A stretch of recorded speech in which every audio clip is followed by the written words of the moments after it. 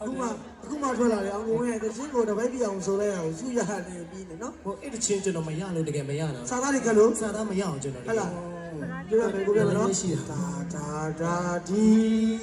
ဒါလေးလုံးလေးမြင်ပါဦးဟုတ်လေပေါ့တန်တယ်မနေဒါဒီအိမ်ငိုက်တော့မယ်ကျွန်တော်လာဟေး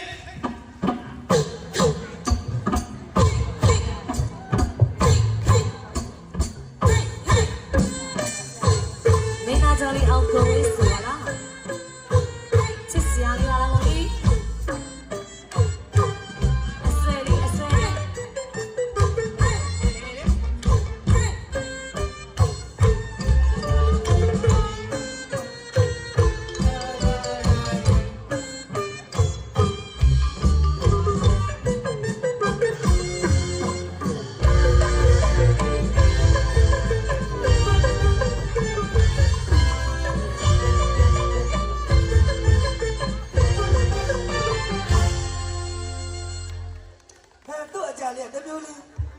ဒါဒီမှာ